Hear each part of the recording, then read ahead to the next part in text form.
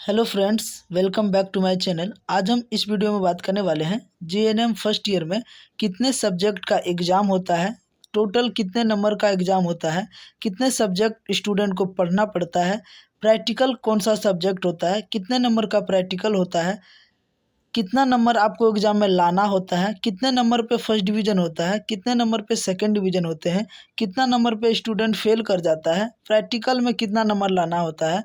तमाम सारी बातें आज हम इस वीडियो में बात करने वाले हैं। बहुत सारे स्टूडेंट का मन में कन्फ्यूजन होता है, डाउट होता है कि आखिर एडमिशन तो करा लिए हैं, एग्ज़ाम में कौन-कौन सा सब्जेक्ट पढ़ना है, प्रैक्टिकल में कैसे बनाना है, प्रैक्टिकल में कितना नंबर आएगा, कितना नंबर हमको एग्ज़ाम में लाना है, जो पास करना है या फर्स्ट डिवीज़न करना है, या कितने नंबर पे स्टूडेंट फेल हो जाता है। ये सारे डाउट जो होते हैं हर एक सारे स्टूडेंट के मन में होते हैं। तो आज जो है ये वीडियो देखने के बाद आपको सारे डाउट क्लियर हो जाएंगे, तो वीडियो में अंत तक बने रहिएगा।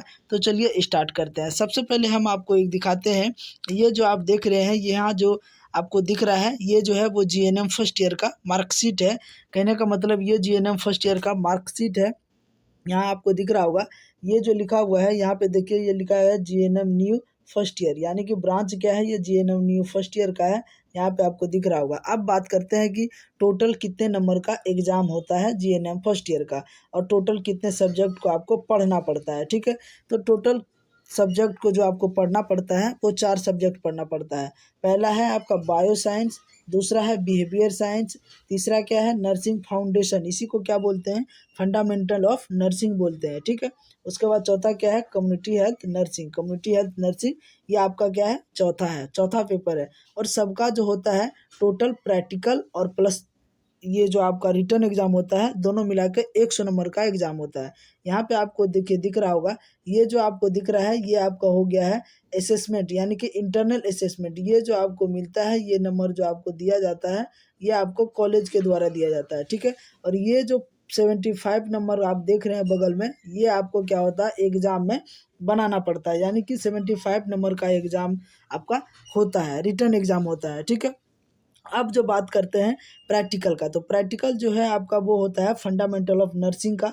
कितने नंबर का होता है, 50 नंबर का होता है। ठीक है, यहाँ पे देखिए लिखा गया है 50 नंबर का आपका होता है, और 50 नंबर का आपका प्रैक्टिकल भी होता है। ठीक है, अब आप बात करते हैं कि टोटल नंबर कितना हो गया, तो ये देखिए आपको दिख रहा होगा कि 75 और 25 कितना होता है, ये हो गया आपका 100। कितना हो गया 100, ये जो है वो आपको 100 नंबर का एग्जाम होता है, यानी कि 25 नंबर का प्रैक्टिकल होता है, और 75 नंबर का आपका क्या हो जाएगा एग्जाम होगा, रिटर्न एग्जाम होगा। ठीक है, 725 जो यहाँ पे आपको दिख रहा है, ये इंटरनल असेसमेंट है, ये जो है आपका कॉलेज के द्वारा मिलता है। ठीक है, और इसमें जो फर्स्ट ईयर में जो प्रैक्टिकल है वो एक सब्जेक्ट का है, फंडामेंटल ऑफ नर्सिंग। यहाँ पे देखिए लिखा गया है फंडामेंटल ऑफ नर्सिंग प्रैक्टिकल 1, ये जो है वो फर्स्ट ईयर में एक सब्जेक्ट का प्रैक्टिकल है। ठीक है, अब बात करते हैं, ये तो आपको समझ में आ गया कि 25 नंबर का आपका कॉलेज के द्वारा मिलता है, और 75 नंबर आपको खुद से बनाना पड़ता है।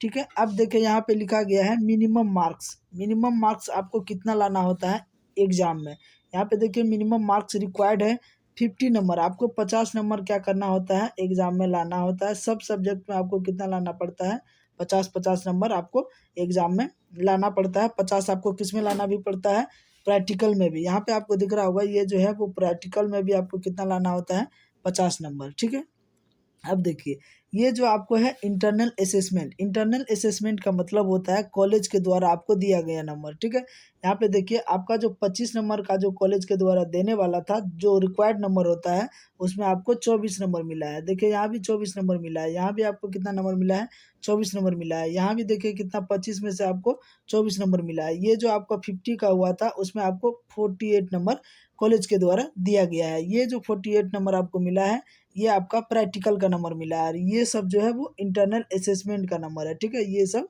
आपको इंटरनल असेसमेंट का नंबर है। अब बात करते हैं आपका जो एग्जाम रिटर्न होता है, उसमें आपका कितना नंबर का होता है और कितना नंबर स्टूडेंट लाया है। यहाँ पे देखिए 75 नंबर का एग्जाम रिटर्न हुआ है, जिसमें कि स्टूडेंट का 58 आया है, 43 आया है, 56 आया है, 57 आया है। यहाँ पे देखिए कितना है, 57 आया है। ठीक है, जैसा कि आपको दिख रहा होगा, यहाँ पे देखिए 57, यहाँ देखिए 57 है ना, 57 है। ये हो गया आपका स्टूडेंट के द्वारा जो लिखित में एग्जाम हुआ था उसका नंबर। अब बात करते हैं ये 81 और ये जो यहाँ पे देखिए लिखा गया है 82, ये कौन सा नंबर है? तो 24 और प्लस 58 को ऐड करने के बाद आपका 82 हो रहा है, ठीक है। तो इंटरनल असेसमेंट और काउंसिल एग्जाम यानी कि रिटर्न एग्जाम दोनों को ऐड करने के बाद ये जो आपका नंबर है वो क्या है? टोटल नंबर है, ठीक है, टोटल नंबर है। तो टोटल नंबर देखिए स्टूडेंट का कितना आया है, तो यहाँ पे आपको दिख रहा होगा 390 आया, यानी कि 390 नंबर आया है, जिसमें कि स्टूडेंट क्या है? फर्स्ट डिवीजन है ना। 78% यहाँ पे आपको दिख रहा है। तो आपको एग्जाम में कितना नंबर रिक्वायर्ड लाना पड़ता है, तो यहाँ पे आपको दिख रहा होगा कम से कम आपको लाना पड़ेगा 50-50। यहाँ पे देखिए 50-50 जो है ये आपको रिक्वायर्ड है, मिनिमम रिक्वायर्ड है। अगर इतना आप नहीं लाते हैं तो आप क्या कर जाएंगे? फेल कर जाएंगे, ठीक है। अब बात करते हैं कि कितने नंबर पे आपको फर्स्ट डिवीजन मिलता है, सेकेंड डिवीजन मिलता है, या पास होता है, या आपको डायटेशियन मिलता है, ठीक है।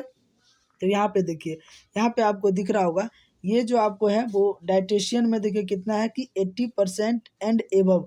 अगर आप 80% से ज़्यादा नंबर लाते हैं तो आपको डायटेशियन मिलता है। अगर आपका 80% भी आ जाता है तो फिर भी आपको डायटेशियन मिल जाएगा। यहाँ पे लिखा रहेगा पास विद फर्स्ट डिवीजन, बगल में लिखा रहेगा डायटेशियन, इसमें लिखा रहेगा डायटेशियन, ठीक है। अगर आप फर्स्ट डिवीजन करते हैं तो कितना से कितना मार्क्स रहना चाहिए? 70 से लेकर के 79.9% तक अगर आपका आता है तो आप फर्स्ट डिवीजन कैटेगरी में आते हैं। सेकंड डिवीजन कितना का रहता है? तो 60% से लेकर के 69.9% अगर आता है तो आप सेकंड डिवीजन कैटेगरी में आते हैं। और पास का कितना है? 50% से लेकर के 59.9% अगर आपका मार्क्स आता है तो आप पास घोषित किए जाते हैं, यानी कि आप पास कैटेगरी में आते हैं, ठीक है।